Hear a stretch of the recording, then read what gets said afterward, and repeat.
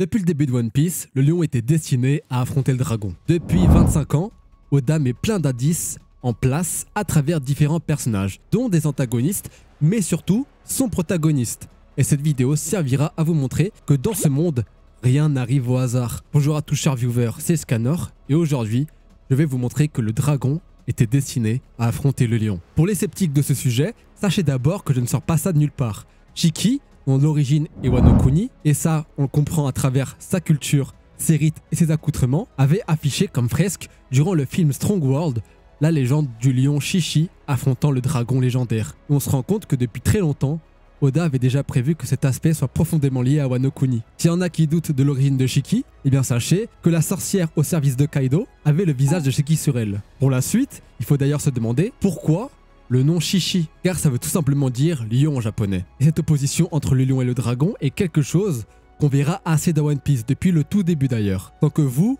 les lecteurs, ne le remarquiez. Comme le Shishi Sanson de Zoro face au dragon de Punk Hazard, qui est quand même assez flagrant, maintenant que je le cite. Ou même au chapitre 59, où on verra Richie le lion, de l'équipage de Baggy, rêver qu'il affronte un dragon avec une épée et un bouclier. D'ailleurs, assez étrange, mais ce même bouclier a un emblème du soleil. Bien sûr, cette opposition entre le lion et le dragon ne sont pas les seuls, car King, qui représente le dragon, avec ses nombreuses attaques centrées sur cet animal, et qu'il soit justement lié à l'empereur Kaido, eh bien ça fait écho à Zoro qui utilisera justement le Shishi Sanson sur lui, une manière de remettre sur le devant de la scène cette symbolique. Mais maintenant que nous connaissons cette opposition, on peut se poser certaines questions et faire des théories. Dragon est-il destiné à affronter le symbole du lion? Mais dans ce cas, qui est censé représenter le symbole du lion? Et puis il y a un élément que j'ai abordé, c'est un des rires de Luffy. Parce que oui, il a plusieurs rires, mais je vais justement parler de celui qui est le plus populaire et celui qui est le plus utilisé. C'est Shishi. Et comme ça, je pourrais facilement faire le lien entre lui et le fameux lion protecteur. Ce lion provient de Chine. C'est une créature qui protégeait les tribus et les peuples. Et cette histoire a continué sa route lors de l'augmentation de commerce entre les différentes contrées. Ce lion est bien appelé Shishi, mais il est affilié à une autre créature du Japon qui est nommée le Komainu, qui veut littéralement dire chien de Corée. Et je ne sais pas si vous vous en rappelez, mais 3 animaux ont accueilli Luffy à Wano Kuni. Et ces 3 animaux qu'on peut relier à Luffy. On a le singe, qui est facilement reliable à Luffy, car notre protagoniste se nomme littéralement Monkey, dit Luffy. On a le crabe, qui en japonais se dit Kani, mais que bizarrement, quand on retourne les syllabes, on voit qu'il peut s'appeler Nika. Et enfin, on a le Komainu se battant avec le singe. Le Komainu, comme je l'ai expliqué, est un chien-lion. Bizarrement, il a accueilli Luffy et ils les accompagneront jusqu'à la guerre d'Onigashima. Il les accompagnera non pas en tant que Komainu, mais en tant que symbole du lion et de Nika. Car après tout, le lion doit affronter le dragon. D'ailleurs, cette figure du crabe est assez présente dans le manga pour représenter Nika. Comme dans cette cover au chapitre 551, où on verra Chopper, un crabe, du papier et un soleil. On a Chopper qui possède le Ito Ito no Mi, donc le fruit de l'humain. On a un crabe qui fait référence à Nika. Et on a du papier qui en japonais peut se dire Kami, donc littéralement Dieu. Et quand on combine tout ça avec le logo du soleil, on obtient le dieu soleil qui est relié au fruit de l'humain et qui est relié à Nika. Et on peut factuellement être sûr que ce n'est pas un hasard, que tout ça apparaisse à Wano. Car je ne vais pas vous l'apprendre, mais ce pays a énormément de liens avec les Cycloubiers et Joy Boy. Car après tout, son antagoniste lui-même est lié à Joy Boy. Luffy n'est d'ailleurs pas le seul qui fait le lien entre les deux. Car Aguardi Sauro, qui possède une crinière de lion en tant que chevelure, a pour rire Dere Shishi. On comprend alors que ces liens forment une sorte de triangle symbolique, car Luffy et Aguar sont tous les deux dédiés, et les géants d'Elbaf sont des gens au courant de Nika pour la plupart. On a d'un côté le lion qui est lié à Luffy, qui est lié au soleil et qui est lui-même de nouveau lié au lion. Tout ça couronné par le fait que les géants sont tous au courant de Nika,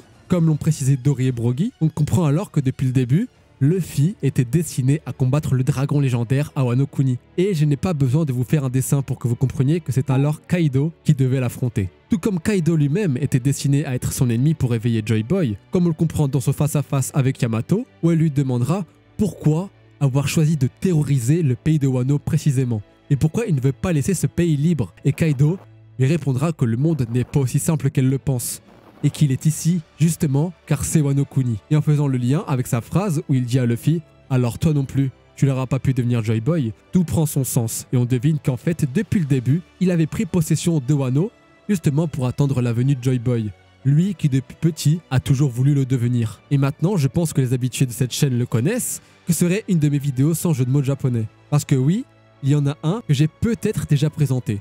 C'est le fait que le Gear 5 en japonais peut se lire Gia avec un 5 et qui peut donc littéralement se retranscrire dans le chiffre 915. Et c'est comme par hasard dans ce chapitre qu'on retrouvera par exemple l'un des capitaines de l'armée des Smile Oldham qui a justement mangé, comme par un étrange coup du sort, le Smile du lion. Et peut-être que vous n'êtes pas satisfait des éléments que je présente, donc je vais en donner d'autres. Lors du film Red de One Piece, Luffy se mettra en Gear 5 avec Shanks, qui lui aussi attaquera parallèlement à lui. Shanks aura une tête d'oiseau, le symbolisant, logique, car son animal totem est le griffon, qui est une créature à tête d'oiseau et qui protège des trésors. Et pour Luffy, ce sera comme par hasard un lion déployant sa crinière, confirmant définitivement que son animal totem pour le Gear 5 est le lion. Pareil pour le chapitre 1079, où on verra tous les éléments qui sont liés à Luffy dans une même couverture. On verra le tournesol, qui représente le soleil dans le langage des fleurs, et qui a été lié à Luffy en tant que fleur symbolique dans un SBS par Oda. Et d'ailleurs, pas que dans un SBS, car même à Dressrosa, on verra Luffy habillé dans une veste immaculée de tournesol. On verra aussi le soleil, qui est lié à Luffy. Je n'ai pas vraiment besoin de détailler pourquoi il est lié à Luffy, mais c'est assez flagrant aujourd'hui. Et enfin, on a le lion, qui est lui-même déguisé en tournesol, que Luffy lui-même arrosera avec de l'eau. On a avec cette couverture une confirmation totale de tout ce qui est lié à Luffy. J'aimerais finalement ajouter qu'il y a une légende entourant le dragon au Japon, que vous connaissez tous très bien. Un poisson aurait réussi à remonter une cascade de toutes ses forces, et quand il réussit, par la grâce du monde, il se transformera en dragon, preuve de détermination et de force. Et ça explique d'où vient l'idée d'Oda de mettre une cascade qui remonte vers le haut et servant de rempart à Wano Kuni. Au début de l'arc, on verra d'ailleurs plein de carpes remonter, et sans le savoir, c'était déjà un foreshadowing, pour nous montrer qu'un dragon était en haut de cette cascade. Mais ce n'est que plus tardivement qu'on comprendra que c'était en fait Kaido au 100 bêtes. D'ailleurs, Oda utilisera cette légende bien avant Wano, car Rivers Mountain, canal qui amène sur Grand Line, est elle aussi un cours d'eau remontant vers le haut. Et c'est d'ailleurs une des questions que se posera Nami, car c'est très anormal de voir ça. Et comme par hasard, devinez quoi? Les arches présents ont pour symbole des poissons qu'on pourrait relier aux carpes. Et dites-moi, si au sommet du canal, il y a un dragon, alors qui pourrait être au-dessus de Red Line? Bien évidemment, les dragons célestes. Du coup, on peut aller beaucoup plus loin qu'avec Kaido. Luffy, qui est un lion, est destiné à affronter ceux représentant les dragons, qui sont justement les dragons célestes. Mais il y a une autre interrogation qui vient se glisser sous notre nez. C'est le fait que le trône vacant de Imu n'a pas n'importe quel animal représenté. On a l'image de 2 lions. Qu'est-ce que ça peut bien signifier? Je ne sais pas. Mais j'ai une théorie qui pourrait indiquer qu'en fait, c'est pour symboliser que Imu va peut-être être lié au soleil et au lion par la même occasion. Et qui pourrait faire une opposition avec Dragon, le père de Luffy, qui est représenté littéralement par l'animal du dragon. On aurait alors une représentation comme un Wano Kuni, une opposition entre le dragon et le lion. Au final, on comprend alors que l'opposition entre Luffy et Kaido était teasée depuis le début de One Piece. Oda a accordé et accorde toujours une grande importance à cette légende et au symbolique l'entourant, qui a finalement totalement sa place dans l'œuvre, et que le symbole du lion, pour le Gear 5, est vraiment très importante. C'est la fin de cette vidéo, j'espère qu'elle vous aura plu. C'était une vidéo en vérité assez courte pour qu'elle serve un peu de référence, vu que c'est quand même l'une des bases de l'univers de One Piece pour moi. N'hésitez pas à la liker, commenter, partager sur vos Discord ou à vos potes qui vont en savoir plus sur One Piece. N'hésitez pas à me le dire dans les commentaires si j'ai réussi à vous apprendre un truc sur l'œuvre. Et puisqu'on en parle, venez me suivre sur X, c'est là où je suis le plus actif. D'ici les prochaines vidéos, portez-vous bien, c'était Scanor, au revoir.